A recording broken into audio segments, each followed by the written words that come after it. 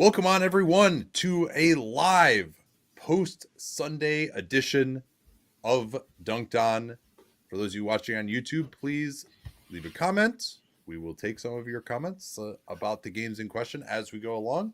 Hit that bell to get a notification when we go live. Of course, we are doing that play-by-plays most nights during these playoffs as well. So we just got done doing one for Rockets and Warriors, which was a lot of fun to do.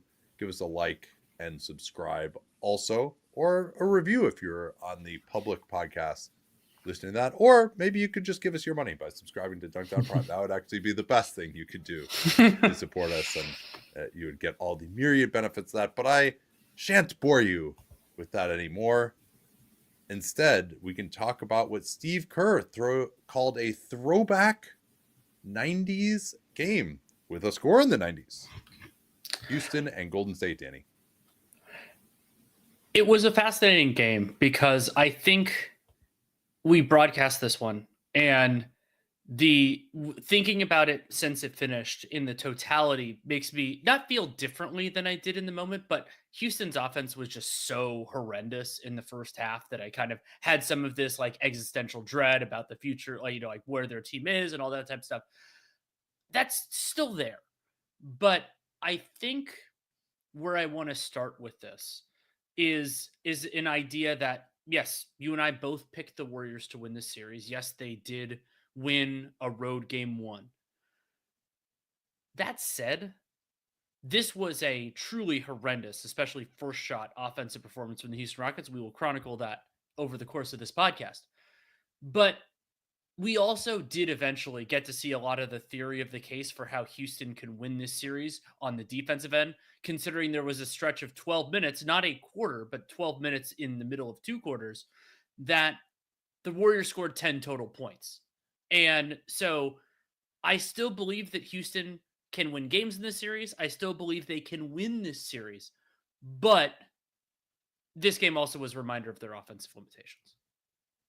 65 half-court offensive rating for Houston. Of course, they made up for that with the 22 offensive rebounds, with the 45%, including the team offensive rebounds that went out of bounds or resulted from loose ball fouls. 45% offensive rebound rate there. Second chance points, 22 off of those 22 offensive rebounds, many of them coming on the same possession. And there, especially when Steven Adams was in the game, you just saw that they would miss. Steven Adams would get the offensive rebound. He's not really a devastating putback threat. That's one, most of his offensive rebounds actually come not right at the basket, more just taking up space and then just vacuuming them in with his absolutely ridiculously strong hands. And then he'd throw it back out to the perimeter. The shot clock would dwindle. They would take another terrible shot. Steven Adams would get another offensive rebound, and then maybe they would score after like 3 attempts at the basket. So in terms of the possessions, it wasn't necessarily as bad for Golden State as it looked because there were so many multiple offensive rebounds on certain possessions. I think the other thing, though, is in the rest of the possession game, Golden State really controlled things. 14 steals to 9 for the Houston Rockets. Fast break points, 16-4, including a bunch late for Golden State as well. Golden State, the other part of that matchup a couple of weeks ago on a Sunday night when Golden State was dog tired and Houston just physically dominated them, was Golden State had 20 turnovers. So by avoiding those, they managed to keep Houston out of transition in the half court more often. And that's how they're able to grind this out, in addition to, of course, the brilliance of Steph Curry and Jimmy Butler. And yeah, we can go there next. I mean, so that's another reason for me why Houston has a fighting chance in this series is that Steph Curry was fabulous. 12 and 19 from the field, 31 points, 5 and 9 from 3. But in some ways, as importantly, 7 of 10 on twos, which was something that really didn't occur during that game a couple weeks ago. And also only turned the ball over 4 times, which you will totally live with as the Warriors. They only had 11 as a team. And of those 31, 3 baskets were just completely preposterous. 2 of them, I think, were super late clock. Like, I would say I use the shorthand of found money, but that's not necessarily the case with Steph Curry because he's the best shooter of all time. But the types of shots that nobody else can make. And so if you those and a wild Jimmy Butler shot, like that's 12 points and they won by 10. And of course you don't get every team gets some lucky ones and everything else. Şengün hit a lucky three. But it's another one of those things that the Warriors like their offense in some ways the offensive rating and all that actually overstate things a bit because they had some really lucky makes.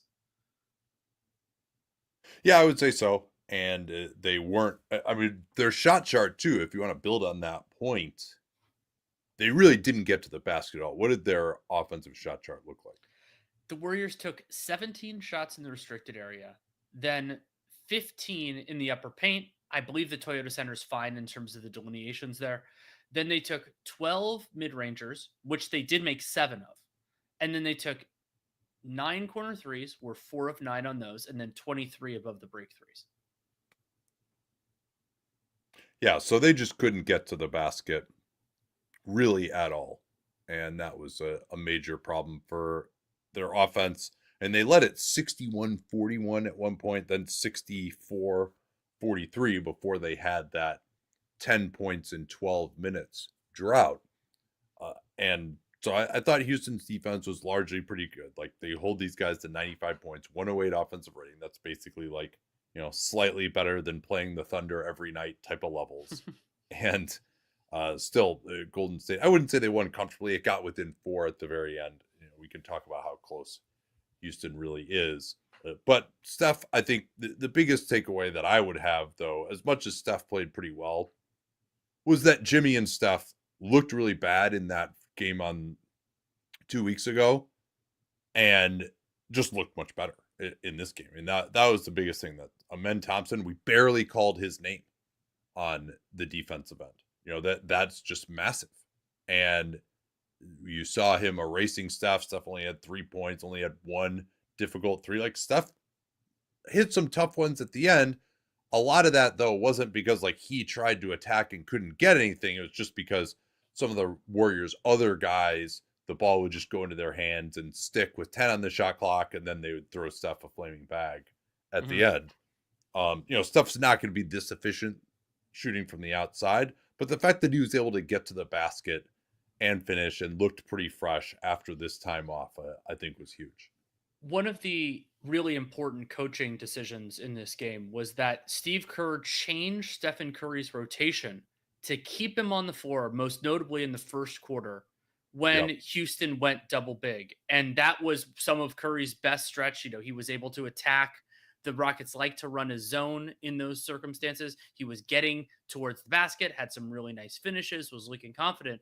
And in the earlier game, Ime Udoka was pretty aggressive and deliberate about not playing Şengün and Adams together when Curry was on the floor. It didn't go quite as well for the Warriors after the first quarter, but that was huge for them considering how much they struggled to get good baskets early. Yeah, and that's when Steph was like splitting Steven Adams. Like if they could get Adams out on the floor, that looked pretty good for Golden State, even though Adams, probably was Houston's best player in this game. I don't know that it even was that close, and that's going to be a dilemma for Udoka going forward of just how much he can play Adams. Şengün was their only option in the first half, didn't do much in the second. Any other like big observations you had on this one? I mean, we should talk about Houston's offense. I mean, there were a number of different things. Shooting 6 of 29 from 3 is a huge problem. And making a few more, because they're not Magic bad. We'll tell you that the Magic shot better, especially in the first half of their game against the Celtics, than they usually do. But so regression to the mean from that point will make a difference. But to me, the bigger issue for the Rockets, other than not really getting out in transition, not having transition success, they only had a point per transition play in this game. They need to be better than that. Is first shot half court offense, they weren't generating good shots very often.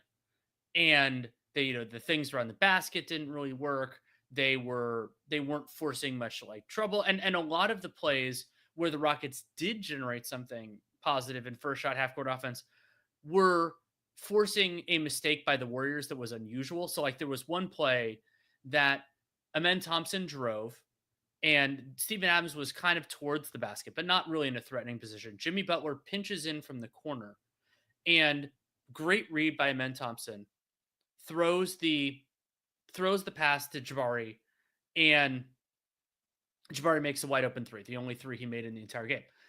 That is a circumstance, and the Warriors generally defended extremely well, where the Rockets got a good shot, but they got a good shot because the defense made a mistake they don't usually make.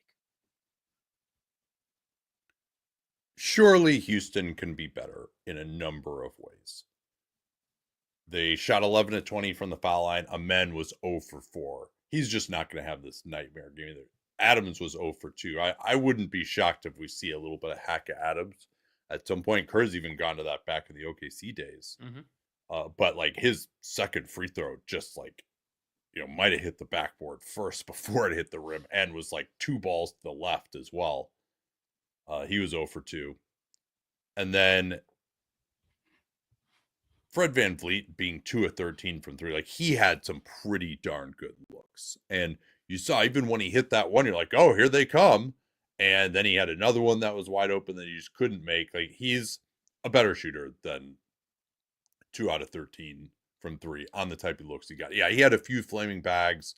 That was actually one of the 2 was a late clock one. It seems like against the Warriors, if you go back to the 2019 finals, he would just make all these crazy moon balls at the end of the clock.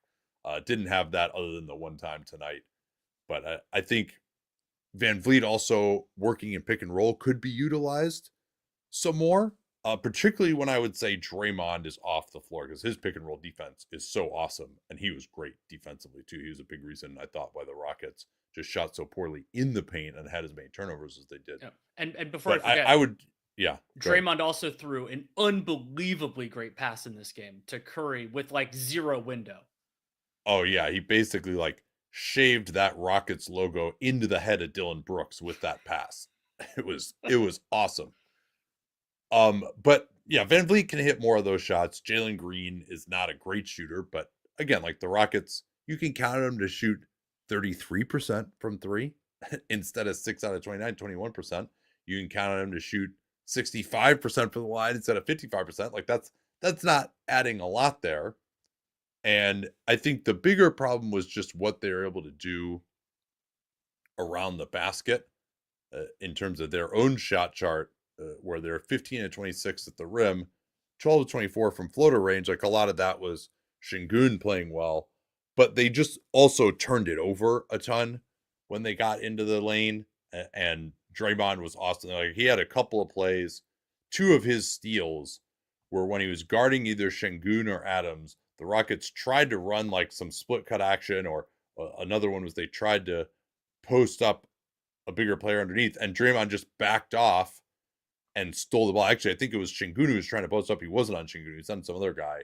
And then as soon as the guy threw the pass, he just backed off and stole the pass of his own man, lobbing the ball into the post. It was an unbelievable play. Butler obviously had 5 steals too. So that's something that I think Houston is going to struggle with. And you have guys who are not the absolute smartest players there either, who can get out of control like Jalen Green and struggle to finish. If the Warriors just have enough active hands that they're going to struggle to finish. And then the spacing just isn't very good either. As much as Houston can get offensive rebounds, when you got the 2 bigs in the paint and then you got other guys who aren't going to make shots, the spacing is so compacted that if the guy will drive and doesn't have the initial shot, he tries to throw a pass, and there are just so many Warriors in the lane that they're getting hands on balls, stealing it. Like Gary Payton is another guy who's going to do that. Even Steph will show up in some unexpected places. Pajemski, Moody, like basically everyone that the Warriors play has pretty good anticipation, pretty good hands. Looney falls in that category too. Really, Quentin Post and Buddy Hield, although even Hield had 2 a couple deflections, of nice steals, or at least deflections. So I don't know that problem is necessarily going away for the Houston Rockets. I think they can shoot better. I don't know if they can score better in the paint than they have. They can convert better on the offensive rebounds. And so I guess the question is, how much is Houston going to be able to lock down Golden State in the offensive end? Because this Houston can shoot a little bit better, but this pretty much went according to form for me on Houston's offensive end. Golden State's defense is really good. I think they could do a very good job. And it was really a team effort. MEM was a big star in the game 2 weeks ago. He wasn't nearly as effective, but I thought Tari Eason did a great job. And I've thought of Eason this year largely. I thought he's been better on bigger players, but he had a couple of very good possessions defending Stephen Curry, taking things away, not really conceding much. And Eason is such a good natural defensive playmaker. He actually can do really well against the Warriors because one of my favorite Tari Eason attributes is that he has a really good understanding. It's so funny because his offensive awareness is kind of bad of when a guy is making a single read pass and then he just jumps that route. And so he had a couple of steals, and the Warriors do a lot of single read decision making. It's just the nature of Steve Kerr's offense at different moments. So like there was one, I think it was Guy Santos was just he was throwing the ball to somebody in the corner. That was the only thing he could realistically do with the ball other than dribble, which he wasn't going to do. And so Eason just realized where it was going, took the ball, and he did really well. I thought that the overall that the rim protection was very good for the Rockets, and I thought generally they were making the Warriors work pretty late into the clock, and I think that their defense is totally sustainable.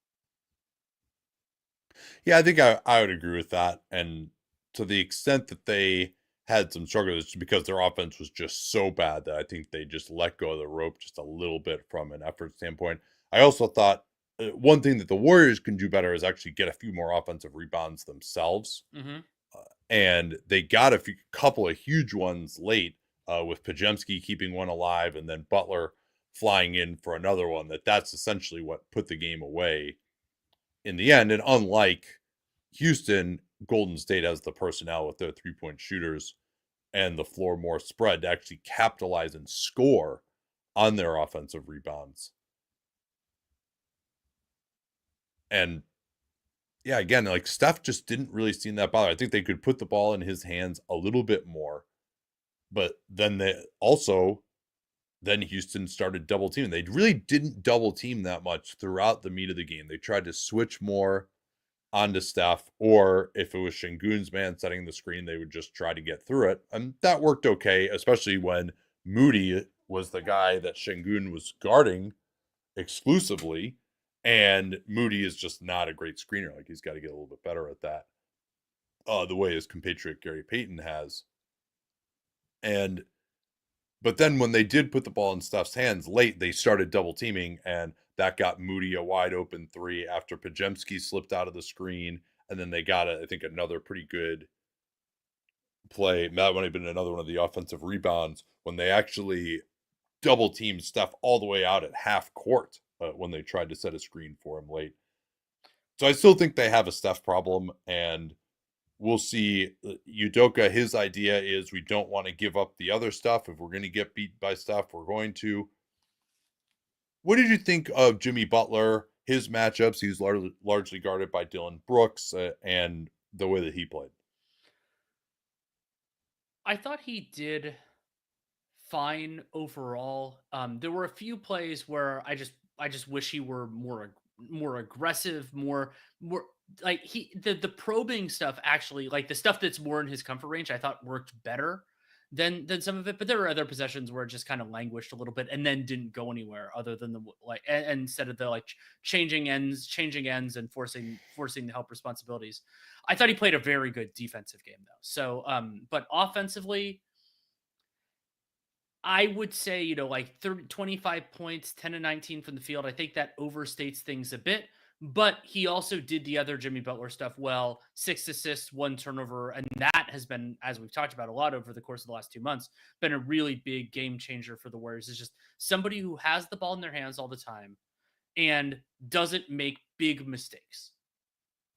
Yeah, and then the 5 steals as well. He just helps you so much in the math game. And the biggest thing to me was that he just has started scoring on his twos outside of the immediate basket area. And he's been more aggressive as a finisher.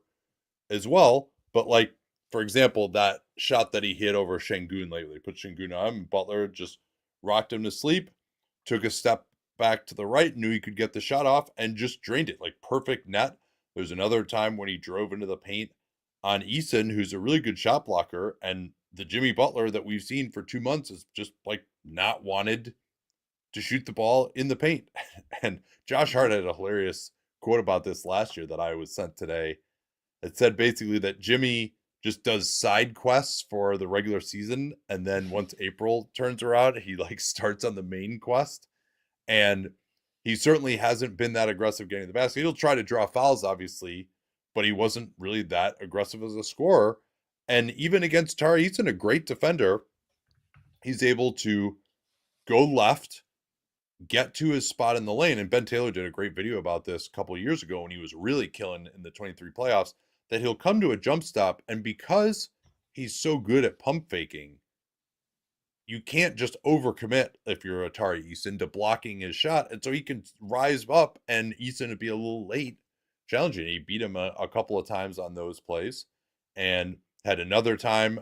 I can't remember. I think it was on a men actually, where he drove to the right elbow, beautiful footwork, pivot over his right shoulder and drained a jumper as well. That I would like to actually see Jimmy working more in pick and roll. Although, of course, when they put Şengün, like he doesn't really have a great role man. When they put Şengün on Moses Moody, it becomes a little bit more difficult. Maybe they just double team there. But I would like to see him work more in pick and roll. He was pretty good in that with the Heat. And then he can distribute more maybe in the non-Steph minutes. But like he was a huge part of them winning those minutes, right? He was plus 14. Steph, for all his brilliance, was only plus 3. And when the Warriors really got out to their lead in the second quarter, it was Jimmy at the helm. And so it's just, it's crazy to me to see him again making these plays where he just didn't do it for the 2 months that he was here. He didn't do it in the regular season with the Miami Heat all those years, most of the time. And then and it's not like he was shooting well on these shots. Like he just was sort of like in his own head and wasn't aggressive. And so now he's just aggressive.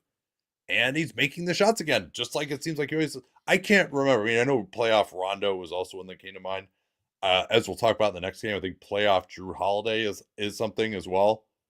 But I can't remember a guy who has consistently upped his level of aggression and just the completely different character of his game in the postseason as a scorer is ridiculous. It is. And something else when we're talking about the Warriors offense that stuck out, and this is not a new thing for the two of us, is especially to me, Brandon Pajemski and Buddy Hield, though Moses Moody is guilty of this as well. They need to understand that a part of their responsibilities on offense is that when they get the ball and the shot is not there right away, unless you have a clear advantage, and that is not Moses Moody isolating against Alperen Şengün, as that there was a possession that was a disaster there. Get off the ball quickly, get it to one of your better players, because you know Steph Curry can do a lot with the ball in his hands. He forces help, everything else. Jimmy Butler can do more, and so there were a lot of possessions that the Rockets, they only had to defend, let's say, for 17 or 16 seconds instead of 24 because somebody held it for 8 seconds for no reason.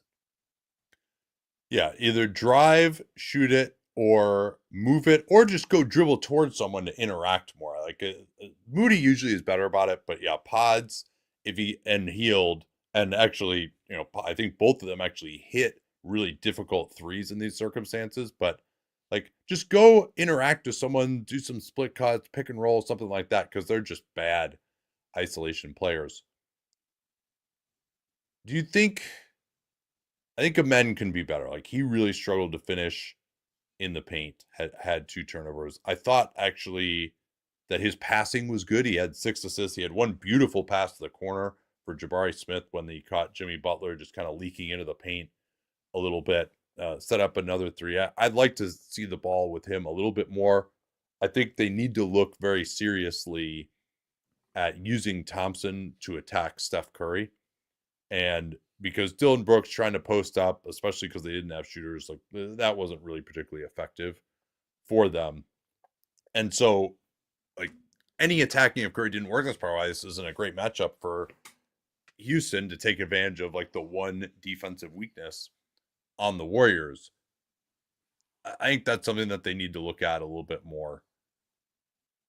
What did you think of, like, some of the Houston lineup choices?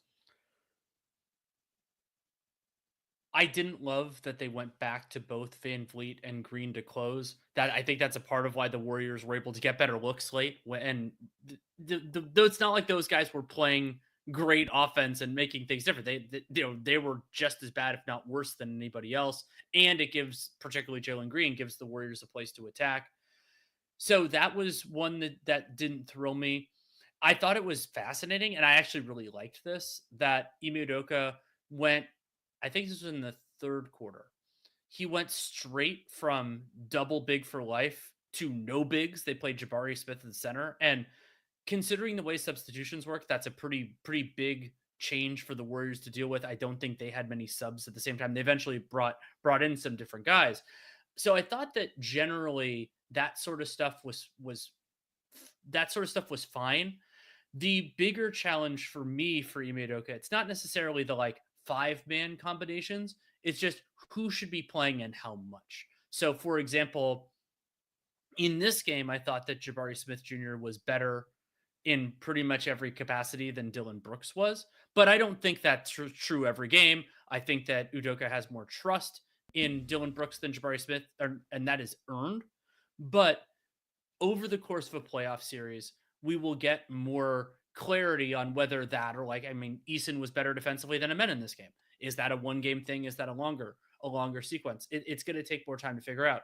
So for me, those types of decisions are going to take more time. And I don't think that Steven Adams should be closing close games in the series, because at that point, his deficiencies defending in space will become more of a focus. I've long criticized Steve Kerr for not attacking an opponent's weakness throughout the heart of the game. He will do better if Adams is on the floor in crunch time. Yeah, and it's tough to not be in a circumstance there where the Warriors will have one of their preferred screeners being guarded by either Şengün or Adams. I mean, I thought Adams was absolutely brilliant Yes. in this game, and he looked so good athletically. Like, he had a nice putback dunk. He had a nice pick and roll finish where he went to the reverse layup. Like, man, I haven't seen that sort of activity level from him on the offensive end for a while.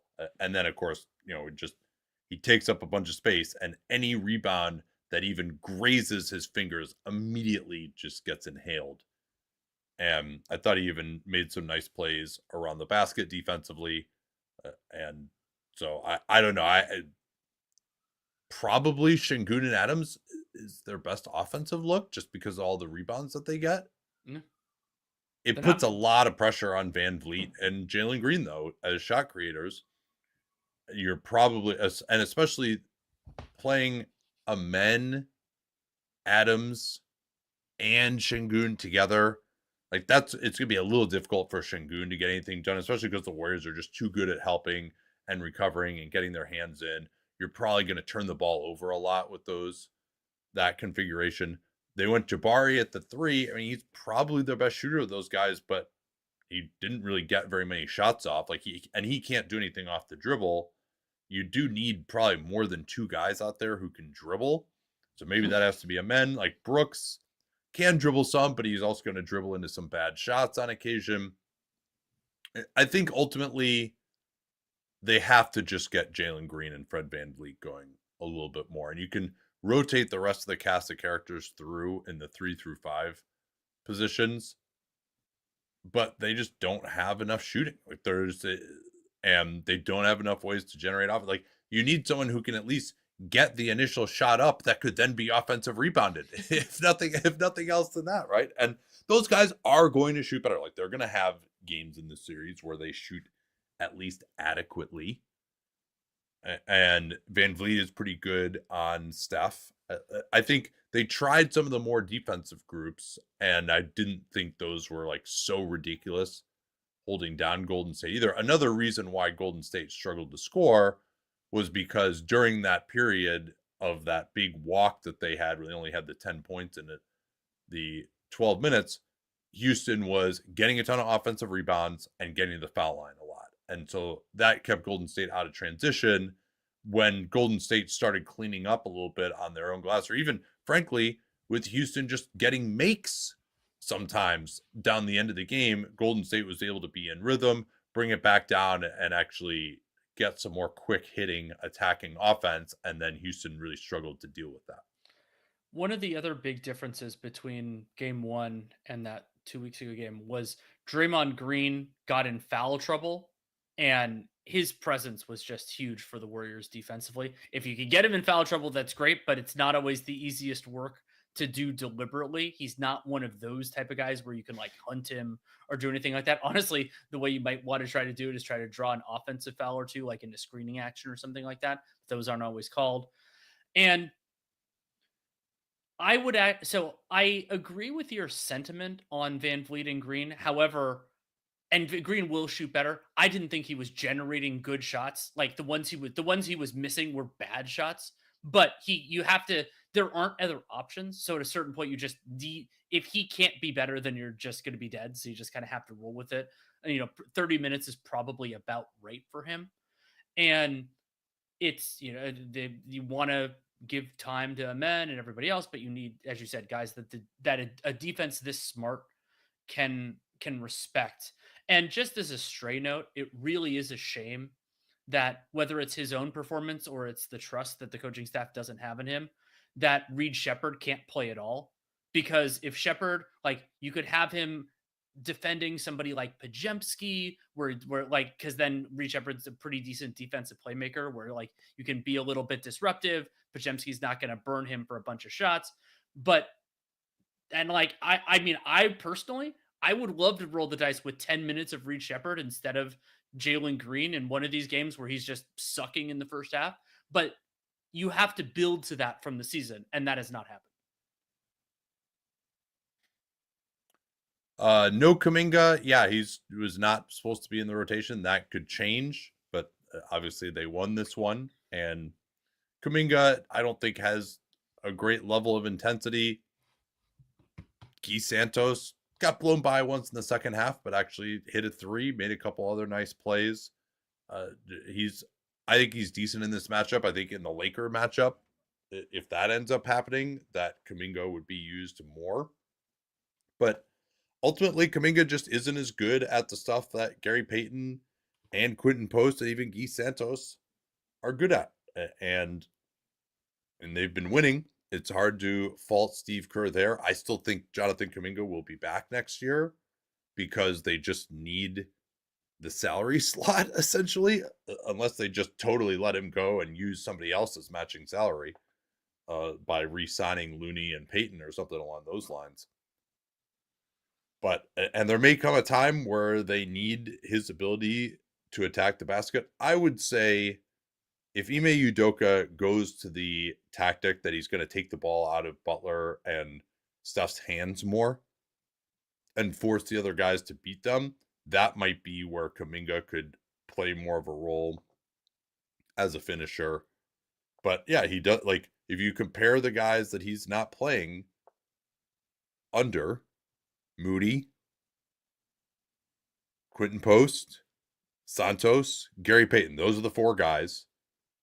And those guys all can either shoot or defend or hustle and execute better than Jonathan Kuminga does. And that's the role that's required. Steve Kerr said, yeah, the Kuminga Butler fit hasn't been good. And Jimmy Butler is one of the best players in the world, as he has been showing. Take a few comments here. Cyrus, just imagine if Golden State had Wiggins instead of Butler, they'd be completely dominant. I assume that is a dig at me for saying, what are they going to do without Andrew Wiggins to guard the ball? And I think that has been somewhat of a problem, not in this series, but it could be against another team. More the problem, though, with my analysis is just I didn't know that Butler would be this good. And also, let's see, they could still lose this series. And I also had a concern about the contract they're going to have to give Jimmy Butler for over $50 million when he's 37, which, when you make a win now move, people always say like, hey, look, the move worked. And there's more. Win now is more of a concern when you give Steph Curry and Draymond Green already. But let's see how much they win now first. And let's see how much it damages them in the future. But I will certainly admit that I didn't see it working this well this quickly to where they would win 48 games and be a favorite to advance to the second round.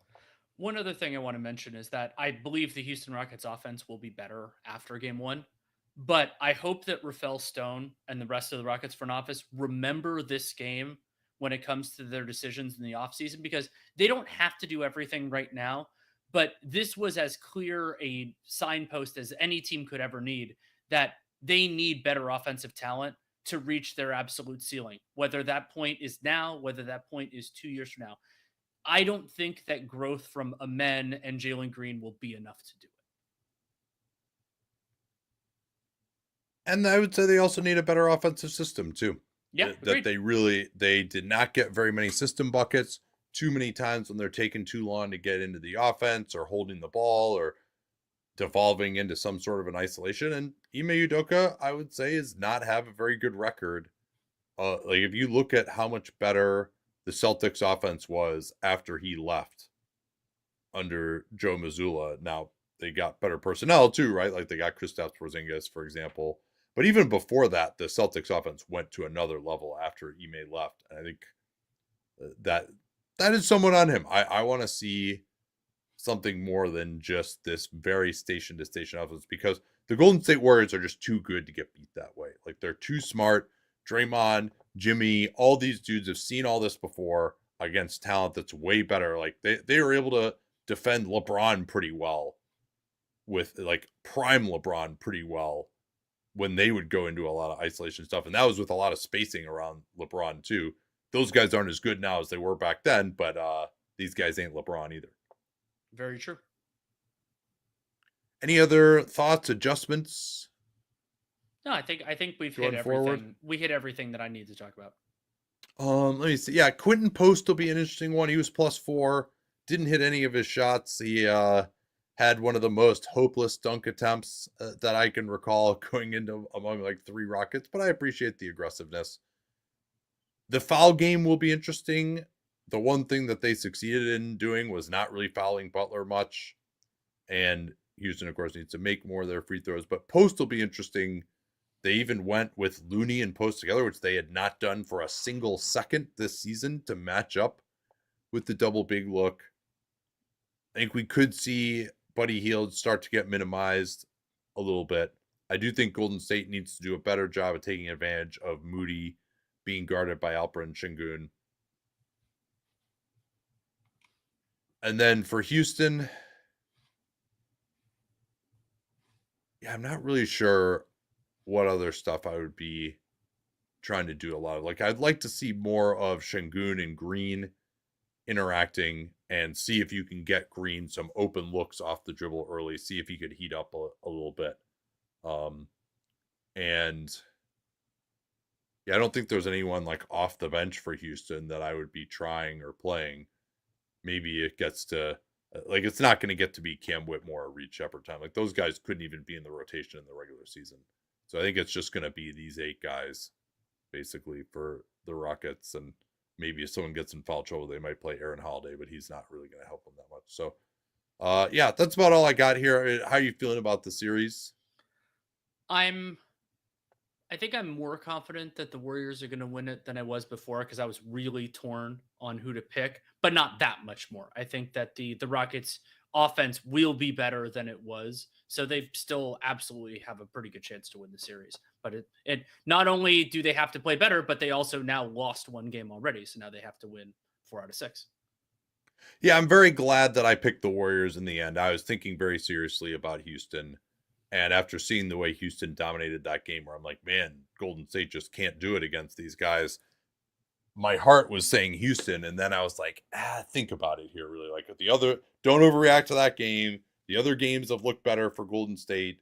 And Houston just has no way to score on them in the half court, which was true even in that game that they dominated. And so I am glad that I picked Golden State. I think, though, if Golden State, like, we've seen them before, like in 2022, Game 5 against Memphis. All right, we got one. They even did this back in the Durant era sometimes against Houston. We got one. all right, we'll kind of mail this one in and we'll go win games 3 and 4 at home. If Golden State is really going to be serious about being a contender, I don't think that they like have to win this game 2, but they need to make it really competitive and come very close to winning it. Kind of like they did in the series against Memphis back in 2022. If Golden State just like gets totally destroyed in the effort categories, Houston hits a few threes, they kill them a bunch of turnovers, get out in transition, and Houston wins by 15 or 20. I'm going to feel, because Golden State's not trying to win this series. They're trying to get to like at least the West Finals, which I actually picked them to do. Even though I thought this side of the bracket is, I would say Houston is probably fallen in my estimation with regard to this side of the bracket. But I think Minnesota, the Lakers, Golden State all could easily get there out of this. But that's what Golden State's trying to do. They need to not just say, we got one, we're just going to mail in game 2. Where do you want to go next here? I'm fine with either of the East series, whichever one tickled your fancy more. Yeah, I think I'm more interested in Miami, Cleveland.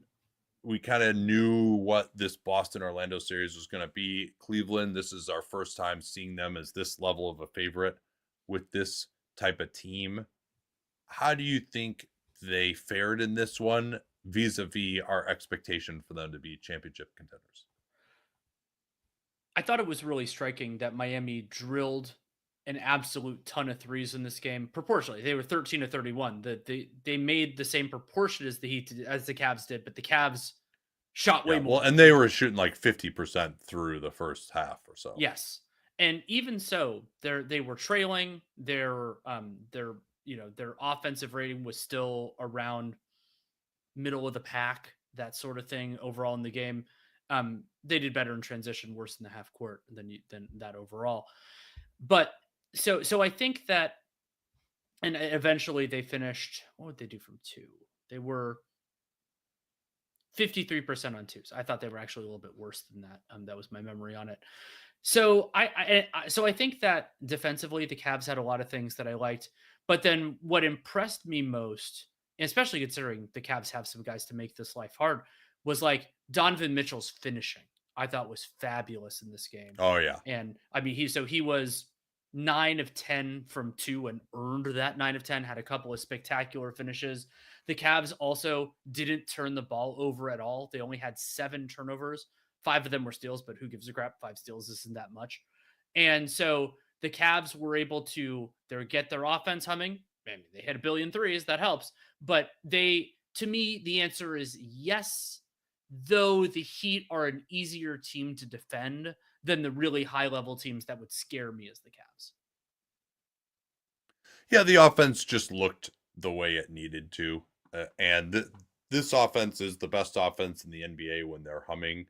And they just seem like they get great shots just about every possession against most teams, where they just move it so fast. It almost seems like they're playing an exhibition game sometimes. They even made the Thunder look like that in one of the 2 games, obviously not the second one, where just any time an advantage is created, they instantly move the ball, they get an open shot, or they get into a matchup that they really love and just go right at that and score. It's just so rare that Cleveland ends up in any kind of a situation where the offense appears stagnant, or you're like, what are they running this time? Like Kenny Atkinson has really installed a great ethos. And then of course they have all this awesome talent as well. And everyone pretty much is allowed to be aggressive.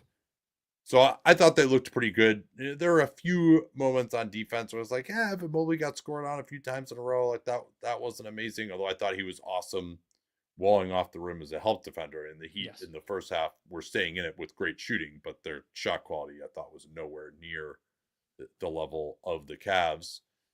And so I think the defense looked pretty good. As I thought Donovan Mitchell, really, you mentioned his finishing. I thought his level of intensity, like in some of these 4-guard lineups, he's guarding the 3. I thought he ran down a bunch of good defensive rebounds, was physical, boxing out. I thought he really set a nice physical tone, admittedly against a team that's not, absolute monster matchup for him.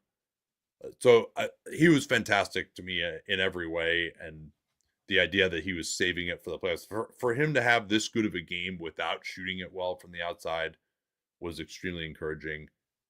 With regard to this specific matchup, something that admittedly, when we're very tired after an entire week of play-ins and we're doing a preview when we have to get up to watch the 10 o'clock Saturday game, I didn't go as in depth on this preview as I might have, but I probably should have focused more on the fact that Tyler Hero was always going to have to guard someone. Not like, Yeah.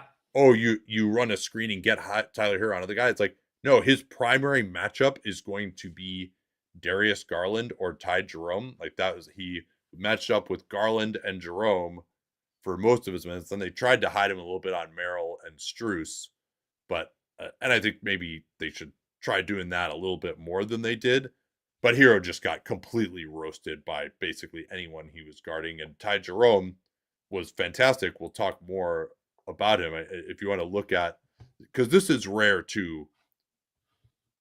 A lot of the numbers for a perimeter defender guarding another perimeter player are skewed because the shot attempt will be taken maybe against the big if the guy gets blown by. In this case, though, with Hero guarding Garland and Jerome was 5 of 6 for 11 points, and only one of those were threes. Garland was 5 of 7 for 11 points, and only one of those makes were threes. So Hero just got absolutely roasted by those guys. Yeah, that's it. It's a huge problem, and the Cavs play a lot of really good offensive players, and they don't really play many bad ones. I mean, Okoro's the worst offensive perimeter player that they have in their rotation, and he only played 13 minutes, had a couple of good rebounds, but there aren't many other places for Tyler Hero to be, and the Cavs have enough defenders to make life hard on Hero. I think he could do better than 7 of 18. He only had 2 assists and 3 turnovers, but this is not a Tyler Hero series, and there aren't many. And one of the huge problems for the Heat, and I talked about this in the preview, is that they just don't really have other players who can step up. Davion Mitchell has intrigued in a lot of different ways over the course of it, but he's still, he can't really generate that many good looks. If he was better at that overall, I think I mean, he was good in this game he was. offensively, getting to the basket, and even beat Mobley one time.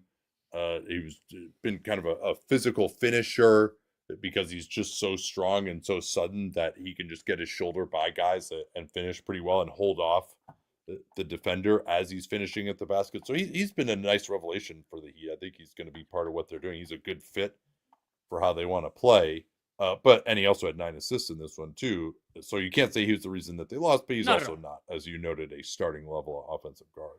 Exactly. And then they have other players that I like, Haywood Highsmith and Wiggins and Khalil Ware. And I mean, you could put the ball in Bam's hands a little bit more. I mean, Alec Burks only played 15 minutes, and there's a challenge there. And nobody else has really stepped in. Jaime Jaquez, Terry Rozier, even with all the other offensive limitations they have, he still didn't play at all. So for Miami, that to me is why they're drawing dead in the series, beyond the Cavs just being way more talented than them, is that Miami their offense just can't be that much better than this, particularly when they're playing a team that has this level of rim protection and has multiple options they can throw. And if Miami's offense got a little bit better, well, then the Cavs could throw some slightly stronger defensive players out there, but they don't have to. No, exactly right. And Isaac Okoro, his 3-pointer was awful in this one. Now he's gone from short arming it to just shooting this like crazy moon ball that wasn't close either. And I also was critical during one of the nice stretches that the Heat had. I think it was at the start of the fourth quarter, although Cleveland eventually just blew them off the floor thanks to Ty Jerome, that Okoro was out there when Hero was on the bench, which there's just no point in playing Isaac Okoro if that's the case. Cleveland, you mentioned just how Miami's offense is not that threatening. Cleveland basically was playing 4 guards a lot of way. And Evan Mobley obviously is really good, so is Jared Allen to let you get away with that. But they were playing Donovan Mitchell at the 3. Strus even is like kind of more of a rugged guy, but only really plays with the starters. So you've got these lineups with Sam Merrill, who I thought was actually really good defensively, either guarding Duncan Robinson or Hero when he did get into that matchup. Of course, Jerome, who Miami couldn't do anything to take advantage of on defense whatsoever. And then DeAndre Hunter, who I actually thought had a really rough game, only 16 minutes, had a couple of times where because he missed a shot, he was just kind of annoyed and didn't get back on defense. Like I didn't think he was one of the guys that I didn't think his level of competitiveness was high enough, and also a few times where he was one of those guys who wasn't moving the ball, and it stood out a lot given the way everyone else on Cleveland does it. But whatever, they didn't need Hunter. Dean Wade only had to play 7 minutes, and the small guards were so good offensively that, and Miami couldn't do enough to take advantage. Like that's part of why Davion Mitchell had a pretty good game, but other than that, there isn't anyone who's gonna like dominate those Cavs guys physically. Like Wiggins wasn't really able to do it. He only took 5 2-point attempts. So Cleveland, when they can get all these offensive players out there, like they're just gonna be unstoppable. Ty Jerome, 10 of 15 from the field, 28 points, also 3 assists, no turnovers. His shot chart, no shots around the basket, 2 of 4 from floater range, which he can sometimes do better than that. 3 of 3 on mid-rangers. He had some really nice pull-up twos. And then he was 5 of 8 from 3, almost all above the break. Yeah, the Cavs had a 140 offensive rating, and Jerome was the biggest part of that. He has been awesome. I mean, between Jerome, Mitchell, and Garland, to have 3 guards with 27 points or more, and each of them shoot well over 50% from the field, that was awesome. And then those guys combined to have 4 turnovers between them after taking 41 shots. That's pretty fantastic assist to turnover ratio. And Jerome, his floater, you might think, oh yeah, like he compiles this great floater percentage because in the pick and roll there's a drop coverage, he's wide open, and that's the case somewhat during the regular season. But Ty Jerome was making like really tough floaters against his own man a lot of the time and just tossing these up, and they weren't 6-foot floaters. These are like 14.5-foot floaters. And then, of course, he also shot 5 of 8 from 3, hit a ridiculous deep one as well. The only thing he struggled with was missing 2 free throws. And yeah, just the firepower from Cleveland's guards was ridiculous. Garland as well, like he was being guarded a lot by Hero, so that just kind of made things difficult. We can mention. I thought Bam. Yeah, go ahead. Sorry. 6th Man of the Year finalist, Ty Jerome. Yeah. Now I didn't have him there because he didn't play enough minutes to me and didn't close enough games. But yeah, I mean he's a very, very good offensive player, and Miami doesn't have the personnel to really hurt any of these Cleveland guards. And like Hero had one play at the end of the half where he was in isolation on Garland and was able to take a hard dribble to his right and rise up for a 3. Like I thought Garland could have defended him a little better in isolation there to just force him left. But generally Hero just wasn't able to get going that much, particularly from 2. And to him taking 18 shots, only 6 of them were 3s. That's kind of the old Tyler Hero shot chart before this year. Killa Ware didn't do anything at all. Had a couple of nice blocks, but that was about it. The Heat just weren't able to get any kind of pick and roll game going at the basket. Bam just had to take a lot of bailout jumpers, 5 threes, which is just not as many threes as he wants to take. I thought that's, if you looked at the Heat shot chart, particularly in the first half, that's where the effect of Mobley showed up. And so Cleveland just has a lot of buttons they can push in this matchup, and Miami is just not going to be able to score well enough around the rim to really bother them. Nate, I don't know if you saw it, but the final shot chart, Miami only had 5 shots in the restricted area, 5 attempts. Wow. They did make all 5 of them, but yeah, I mean, 5 is completely preposterous, and they only got to the line 12 times. So it wasn't like they were transferring those into something else. Let me see if I got any other notes here on this one. Only 7 minutes for Dean Wade. Yeah, like I said, because Cleveland is like, you know what? These guys, especially if Hero's off the floor, they can't hurt us offensively. Let's play 3 guards and a small forward, and we'll just trust Evan Mobley and to a lesser extent Jared Allen to clean up, and that's what happened. Again, people will focus on the fact that Mobley got beat a few times in isolation, but also focus on the fact that they're playing 4 guards half the game, and the Heat had 5 shots in the restricted area.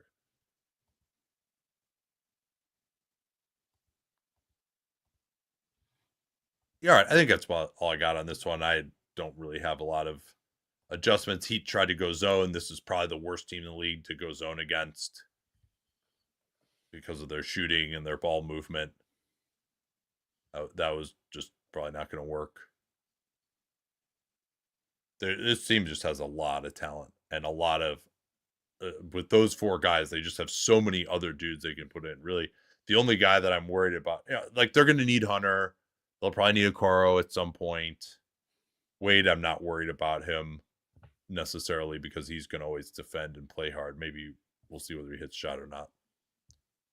Should we transition from a team that has a lot of talent to a team that has very little outside of their stars, that being the Orlando Magic?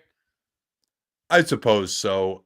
I guess my big takeaway from this one, other than the fact that Jason Tatum is hopefully going to be okay, I really went into this one trying to figure out what we were going to get with the Boston Celtics, who's looking in form. The answer to that was not Kristaps Porzingis. He was 5 points, 1 of 8. Didn't really see, they tried to post him up a lot, and he just didn't seem to have any moves or be ready for the level of physicality that was required. Even, when he had a mismatch against, like a Franz or something like that, which is not really that much of a mismatch for him. And it was only okay as a rim protector.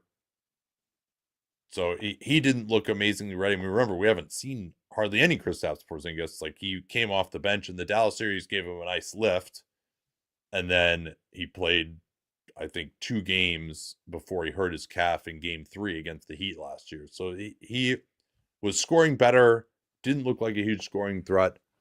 Jaylen Brown only played 30 minutes. I think that's somewhat telling, but I thought he looked good enough physically getting to the basket. And Drew Holiday, even though he only had 9 points on 3 or 4, he was more aggressive attacking the basket. And then he was the biggest guy who upped the intensity in the third quarter when the Magic only scored 18 points. He got a couple of steals out on the floor, hit a big 3. And it's noteworthy because Drew is basically auditioning to stay on this team because of how expensive they're going to be and how expensive he is. And he hasn't done much this year. People keep asking, are you worried about Drew? Are you worried about Drew? And I'm like, yeah, let's see what happens in the postseason. But this was a good start for him. He guarded Paolo pretty well. Like, they had to go at other guys. He was able to stop Paolo and Franz pretty well.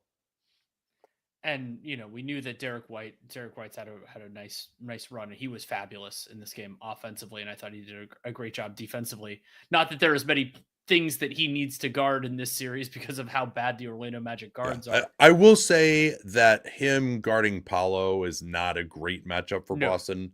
He scored on him a few times early, and then Boston kind of tried to keep him out of that matchup some, which they largely succeeded at. But they don't need Derrick White to do that. Like, they can in this series they can shift their scheme. And Paolo's a physical monster, and he had a nice game, a very nice game overall. But Derrick White isn't perfect in every matchup. Most guards aren't. And the other thing you can, were any other just like individual player notes on Boston? Because again, that to me is the biggest question going forward. Like, Orlando can't score well enough to win this series, and other than Boston getting out of here healthy. I didn't think it was a great Jason Tatum game before he got hurt. I thought that he was kind of it hurt when the 3 ball just isn't falling for him. But I thought the playmaking they weren't close either, and I didn't think he looked all that in rhythm. He was also 0 of 4 from the foul line, and this is even before he hurt the wrist, obviously. And Jaylen Brown was kind of a better matchup against some of the Magic defenders. Like, Jaylen Brown was able to blow by Wendell Carter Jr. Tatum, I thought Carter Jr. could defend him pretty well on a switch. So yeah, it wasn't a great start for Tatum either. But the Paulo talked about this after the game, that it's not necessarily Braun and Tatum, it's the other guys killing you, and Mm. Holiday, and then of Um, course White with 7 to 12 on threes did that. and I will note that while I am extremely trigger happy when it comes to being mad at guys for hitting players, for fouling players in the air, I actually didn't have any real problem with Kentavious Caldwell Pope's the foul that led to the Tatum injury. It was a Um, flagrant one. I disagree with that. I don't think it was a flagrant one. I didn't, the contact. I try to separate the contact from the result of the contact to the extent, and I didn't. Mhm. It's really unfortunate, but I think he took it fine and just kind of fell into the stanchion. It's unfortunate. Wish it didn't happen, but I didn't think Caldwell Pope's Caldwell the contact between Caldwell Pope and Tatum to me was not sufficient for a flagrant. No, I had kind of checked out of the game by that point. But Caldwell Pope certainly doesn't have that reputation as that type of player. For the Magic, yeah, Banchero looked pretty good. The big problem for the Magic, though, the one thing that keeps their offense even remotely afloat is getting to the foul line. And as good as Banchero was, the Magic only got to the foul line 11 times. Boston is awesome at not fouling. And so if Orlando can't get to the foul line, that's kind of how you get to 86 points. I mean, that's the biggest concern for Orlando is they shot 37% from three. That's a month's worth of makes for them. They didn't get up many threes, of course, and also 13 of the 27 attempts were Franz and Paolo, kind of their on-ball guys. So they actually ran a few sets to get those guys threes. Franz did make one. The hitch wasn't quite as pronounced as it was on Tuesday, but I'm still not a believer in his three-point shot until proven otherwise. And he had some nice finishes at the rim, like he went right at Porzingis a few times and scored on him. Like he'll go at his whole career, he'll go at pretty much anyone. But the Magic support players, like Caldwell Pope, only getting up 4 threes, like he's got to get up more. Like, and he's shooting them pretty quick when he gets them. Like I don't think he's like passing up shots; they're just not generating much for him. And then also Boston ramping up the aggression, particularly in that third quarter. 13 steals was huge, and then that's going to lead to big problems for the Magic in their transition defense, where it really needs to be the Magic turning over their opponent. But Boston has come a long way from where they used to be. They never turn it over anymore, and Orlando didn't make that up on the offensive glass either. So they really they played well for a half, and then Boston came out and upped their defensive intensity and got some turnovers, and the game was over. The Magic actually led at halftime, but they were making their threes. They were getting stuff that Boston just put the hammer down. And I think that, I walked away from this game feeling more confident that it would be a sweep than I did beforehand. I thought it was noteworthy that the Celtics really didn't play Al Horford. Yeah, I don't think they played him at center. I'm looking at the game flow right now. They basically didn't play him at center. Maybe they did a little bit in the second half, but that it was pretty noteworthy that they just played him at the four. The Magic are kind of big. I think part of the reason there too was they just didn't want to play Jaylen Brown that many minutes as well, and Horford maybe took some of Sam Hauser's minutes at the four too, but they just wanted to be a little bit bigger. I think they liked the matchup of Horford on Paolo because Paolo could go through some other guys. We also didn't mention Peyton Pritchard, who had a really awesome game. He got the Celtics out to a double-digit lead in the first half, and then the Magic were able to come back. They held the Celtics pretty stagnant offensively down the last few minutes. They put Jonathan Isaac at center during that stretch, which worked reasonably well. But ultimately, I just, I don't know what they're going to do. Any adjustments that you would suggest for the Magic? I think at least trying. I know they have. I know Jamal Mosley hasn't done this recently. At least trying a little bit of Goga Batadze. It didn't. Wendell Carter continues to not really move me, particularly on offense, and so just trying somebody else, seeing if it's a little bit better. And I don't know that Yeah, John. well, I think that they want to do some switching, and you can't really play a drop center against the Celtics. Is probably the thought. Maybe you would, if you're going to do that, you would match him up with the Luke Cornett minutes. Yes. And Cole Anthony would be the other one where he only played 10 minutes. He had this really nice game, of course, against Atlanta, where he blew up in the fourth quarter in particular. Corey Joseph taking one shot, your point guard taking one shot in 26 minutes. And having 2 assists. Yeah. 5 personal fouls. They were just, the Celtics were like trying to front guys in the post, and they would just help off at Joseph, and then they could just close him down as well. It would be nice if Joseph shot like 0 for 6 in 26 minutes, because at least he could generate a shot, but he's so reluctant as a shooter that he just can't even get the shot off if they close him down, or he's not even spacing out in the possession to begin with. And they have no ability whatsoever to use Paolo or Franz as a roll man unless they interact with each other. Paolo actually did a little bit of damage as a roll man in the Atlanta series, the Atlanta game, but that was just because they were overreacting to Joseph. Boston's not going to make that mistake. They have great game plan discipline with respect to the strengths and weaknesses of their opponents. Caleb Houston, 0 of 3 from 2. He watching him miss 2 2-pointers in a row, one of his own putback, I was like, wow, that's a month's worth of 2-pointers for him. And Anthony Black only took 1 shot from 3, and he made that when he was 0 of 3 from 2. They just didn't, like, Franz and Paolo were actually as good as you could reasonably expect them to be, and just everyone else did nothing.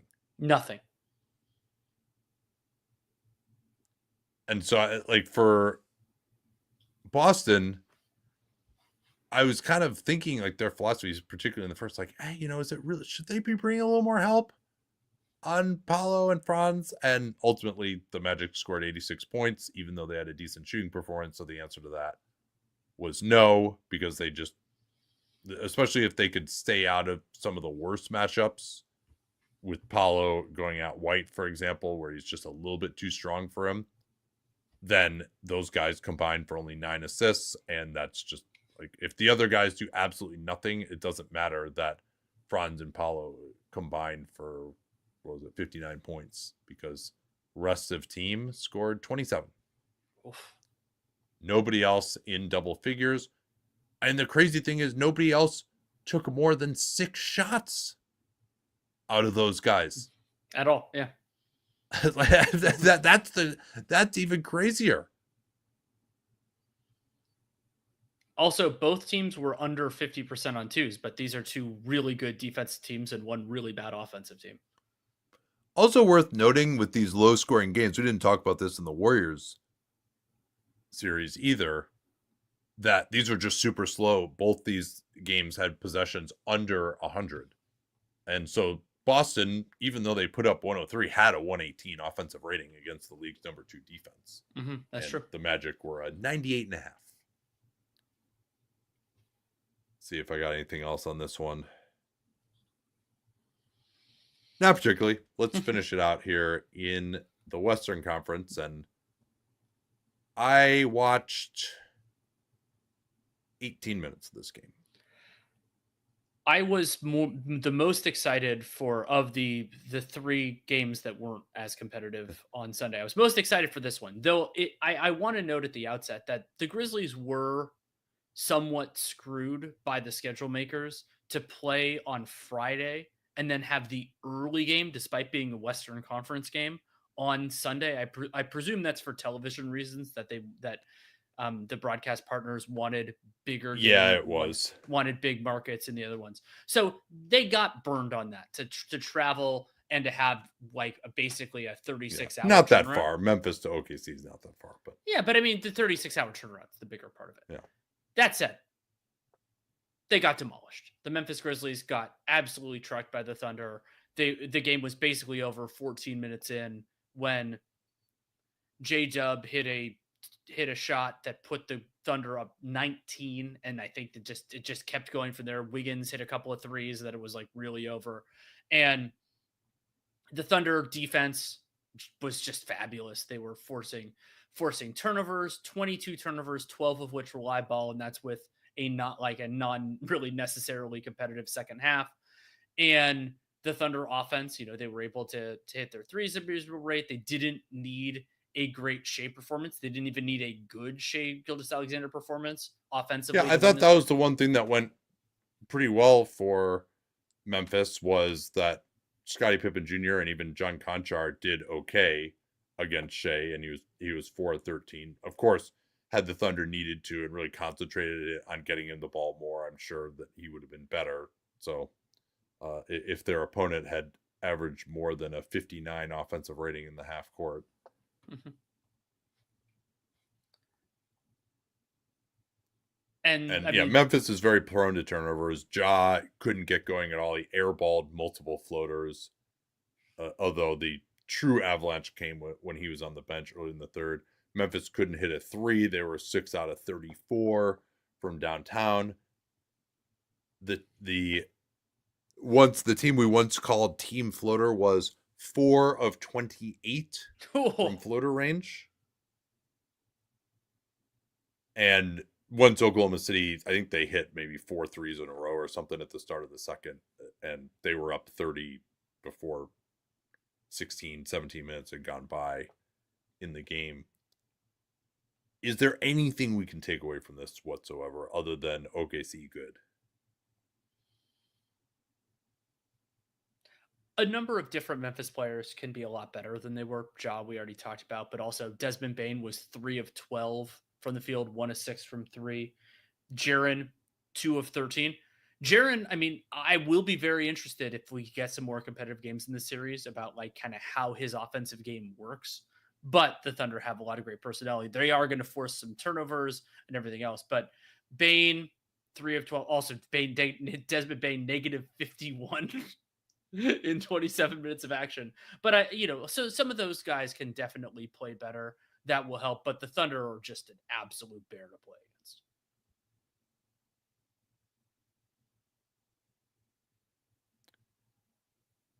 Yeah, and particularly at the start of the second, that's when Shea is out, but they went crazy with all the 3-pointers that they made. Alex Caruso came in, and he was a monster. Like he, Cason Wallace, J-Dub were flying around quite a bit. You do wonder for OKC if it were a real game, why are you playing Jalen Williams, just stagger Hartenstein and Chat? And we didn't see any of the stress of, Aaron Wiggins can't really guard anyone. Do we need to possibly consider taking him out of the rotation? I mean, none of that stuff even was remotely consideration. H.A. Mitchell came back from his toe issue. He had 14 minutes in this one. Maybe one thing that Memphis can get some hope for is Vince Williams Jr. playing 19 minutes, and Thomas Asala will get a little bit more trust in him. I thought it was noteworthy that Luke Kennard was essentially out of the rotation as he was in the Dallas game. Desmond Bane, Oklahoma City did some drop coverage on him. They really actually changed up their coverages more than I would have thought. They also put 2 on the ball on him, and of course they can fly around behind the play pretty well there. Jaren Jackson Jr. was being guarded by Alex Caruso and tried to back him down a few times. That didn't really work at all either. And, I was watching a little bit with my wife early and explaining like the Thunder are this unbelievable defense, like one of the best defenses of all time, trying to point out to her like all the things they do that are ridiculous. And Jaren, the way they defended Jaren in that early second quarter really stood out to where they were able to double team. Like I always say, the Thunder can have their cake and eat it too against most opponents, where they're able to double team. And then that same guy who double teamed still manages to close out the very shooter that he just left from. Like Cason Wallace did that a couple of times. Their peel switching is just incredibly coordinated. Any opening just immediately evaporates. The Grizz don't have the level of ball movement or passing or shooting to quick decision making to really hurt them. And there's a reason that the Grizz haven't been competitive at all against the Thunder this year, and with a hobbled John Morant, that wasn't going to particularly change.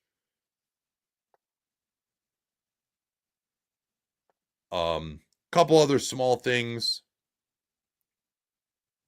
Did you see Jay Will like give that aggressive kiss to Zach Edey?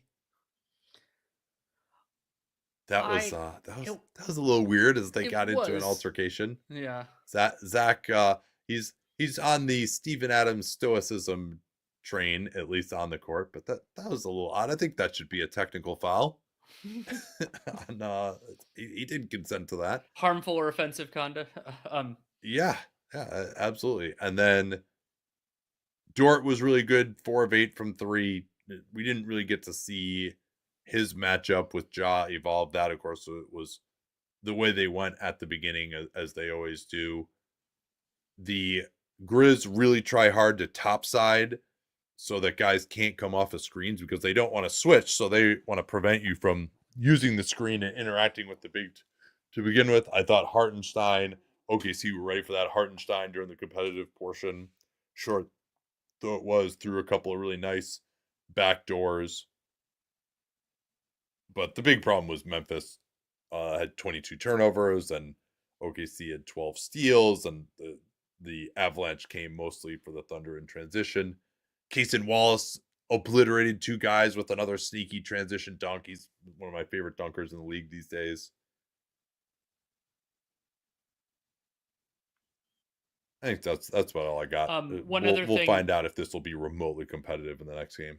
One other thing that I'm going to keep an eye on is that AJ Mitchell played, but he didn't play during the competitive portion of the game. Yeah. Maybe they're working him back in, but we're continuing to learn more about what Mark Daigneault's intended rotations are.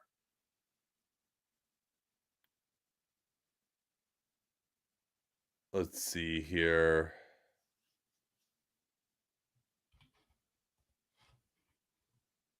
We got any other questions? Yeah, the OKC certainly served notice in this one. This is a good matchup for them, but my biggest takeaway from today was, yeah, those 3 teams played like we expected them to play. I was happy to see that. I was happy to see the Cavs, who I had probably the most question marks about because we just hadn't seen them at this level as this type of a team until this year, and not in the playoffs yet, that they didn't get like messed up by Eric Spoelstra's coaching or something in the first game. What did the Rockets and Warriors have for offensive ratings? Let me get that for y'all. 108 for Golden State, 95.5 for Houston. And then the half court, 95-2 for the Warriors, 65-5 for the Rockets. Yeah, 65-5 is bad, by the way, in case y'all were wondering on that one. Let me see if we got any more questions to finish it out.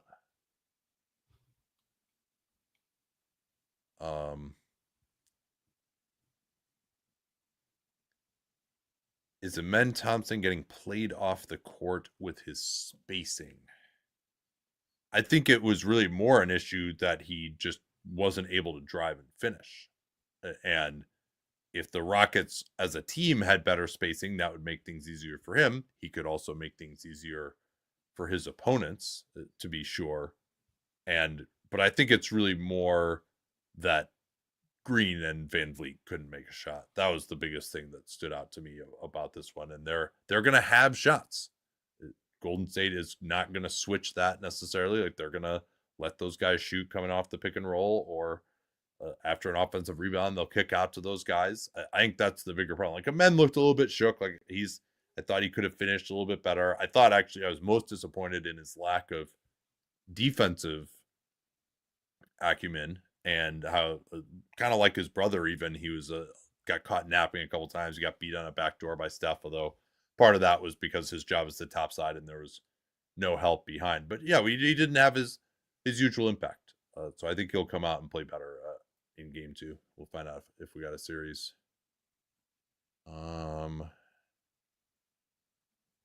Yeah, okay. I think we're done here. Yeah, we'll talk to y'all tomorrow night after the games. Till then.